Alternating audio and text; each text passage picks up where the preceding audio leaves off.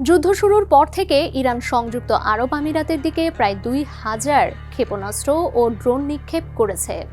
Iran মূলত সংযুক্ত আরব আমিরাতের পরিবহন ও জ্বালানি অবকাঠামো লক্ষ্য করে হামলা চালাচ্ছে।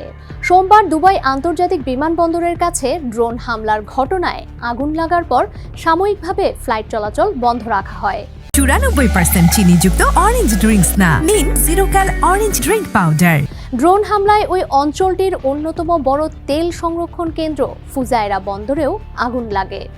সংযুক্ত আরব আমিরাতের রাজধানী আবুধাবির উপকণ্ঠে একটি গাড়িতে রকেট হামলায় একজন ফিলিস্তিনি নাগরিক নিহত হয়েছেন বলে শহরটির মিডিয়া অফিস জানিয়েছে। ইরান পাল্টা হামলা শুরু করার পর থেকে দুবাই আন্তর্জাতিক বিমানবন্দর একাধিকবার হামলার শিকার হয়েছে, যার ফলে বড় ধরনের বিলম্ব ও বিঘ্ন সৃষ্টি হয়েছে। ফেব্রুয়ারির শেষ দিকে দুবাইয়ের একটি বিলাসবহুল হোটেলেও হামলা চালানো হয়।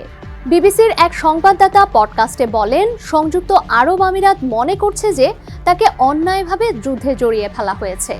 তিনি বলেন, ইরান হয়তো মনে করছে এই চাপ সংযুক্ত আরব আমিরাতের নেতাদের যুক্তরাষ্ট্রের উপর যুদ্ধ বন্ধে চাপ দিতে বাধ্য করবে, কিন্তু বাস্তবতা হলো এখানকার কর্মকর্তারা এতে ক্ষুব্ধ।